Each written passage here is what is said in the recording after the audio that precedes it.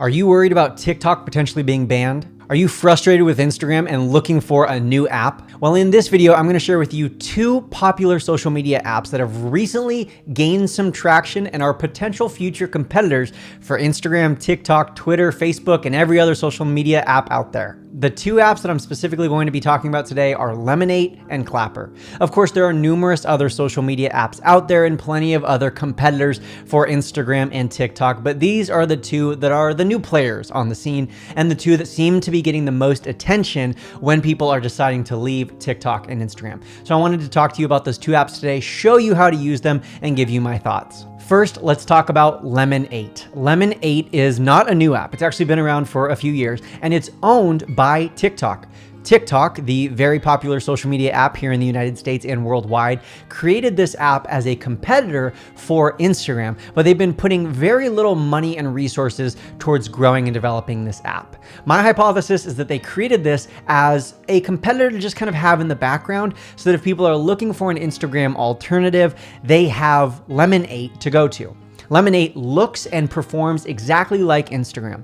When you first download the app and set up your profile, you're going to be asked to select a few different interests or topics that you are intrigued by, and then it will show you curated posts, kind of like hashtags that relate to those topics. Then pretty much everything after that is exactly the same as Instagram. The posting looks the same, the hashtags are the same, the discoverability is pretty similar. It feels a lot like how Instagram felt in 2012. I will say in general, it seems like the overall use and engagement on this app is relatively low. Because it's been around for 2 or 3 years now and it hasn't necessarily blown up, it doesn't seem like there's a lot of traction or a lot of engagement or a lot of views or virality to be had on the platform. The discoverability, in fact, seems very, very challenging on the platform. I've been on it for a few weeks now and have struggled to even gain 10 followers, and that's been with posting pretty consistently and engaging with other users, something that not very many people are doing in general on Lemon8. In fact, despite Lemon8 being somewhat in the news and somewhat being relevant or talked about as people think about leaving TikTok or Instagram, it's been really hard to find much data or much information out there on Lemon8. There are hardly any reviews or tutorials online, and there's definitely not very many people talking about how to use it to grow or use it for marketing or use it really for the typical uses that people see of Instagram and TikTok. I also think Lemon8 isn't very easy to use. It's quite rough around the edges. It feels like an app that's still in its beta. It doesn't crash like a lot of other apps might in their beta, but it just doesn't feel very intuitive. A lot of the buttons don't quite make sense. Some of the different features don't quite align.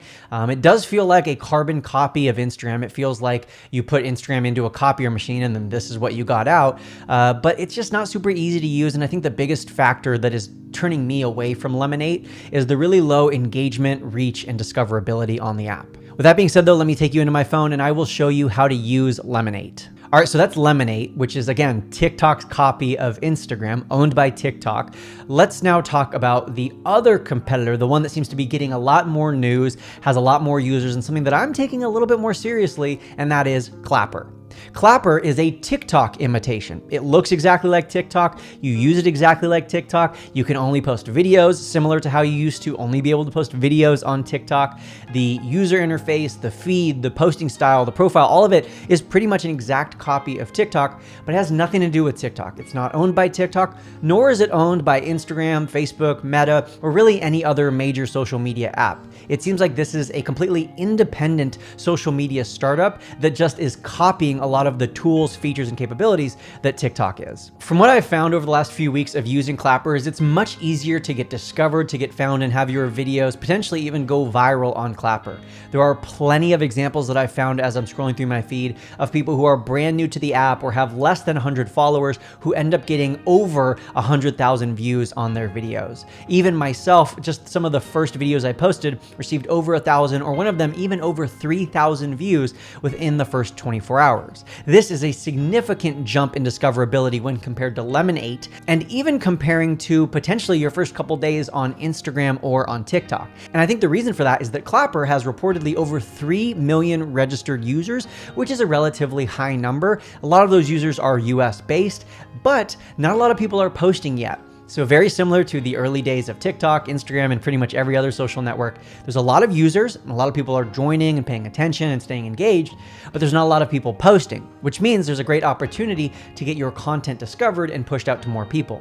I've found it to be much easier to gain a following on Clapper because of this, but what I've noticed is that the content on Clapper is kind of like a PG-13 version of TikTok. And contrary to what you might see in the news, usually what I'm seeing on TikTok, at least what my For You page looks like, isn't a lot of graphic content, suggestive content, let's say risque content, right? I don't see a lot of that on my TikTok For You page, but I'm seeing quite a bit more of that over on Clapper. Even when I'm intentionally trying to tell the algorithm that I'm not interested, I'm still getting recommended this content quite often. In fact, Clapper even has a dislike button, and whenever I've been seeing this politically extreme content, far right or far left content, whenever I've been seeing this risque PG-13 content, even just content as simple as someone smoking a cigarette isn't something that you would typically see on other apps like TikTok and Instagram, but I've seen a few videos where people are just smoking over on Clapper. And so I'm not sure why that is. I'm not sure if that's just the type of person who's creating content on Clapper. I'm not sure if it's because Clapper allows you to post that kind of content and it's not buried like other apps do with their algorithms. I'm not sure if maybe the algorithm on Clapper isn't intelligent enough or advanced enough to be able to pick up on my social cue of disliking it and saying, oh, hey, Brock doesn't want this video, and so we're going to show him less of this kind of video. I'm not sure exactly why that is, but it is something that I've noticed. And if you are someone who is easily offended by that kinds of stuff, or you're just very opposed to that kind of content, or you just don't want to see it, that might be something to consider if you're thinking about joining Clapper. Of course, that could change over time. I wouldn't be surprised if as their algorithm improves and as their app grows, that PG-13 stuff starts to get buried a little bit more and they start to promote a little bit more of vanilla, family-friendly content.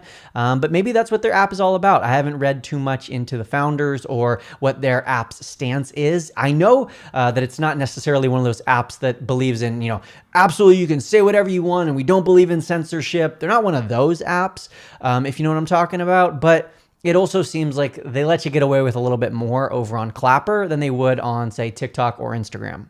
Now that you have a good idea for what Clapper is, I'll take you into my Clapper app and show you around a little bit. So overall, I don't think either one of these apps are necessarily something that you should pour a ton of time, energy, or resources into. I think that they're both in their infancy stages. I think that Instagram isn't going anywhere. I think that TikTok is not going to get banned in the US, and it's not going anywhere either.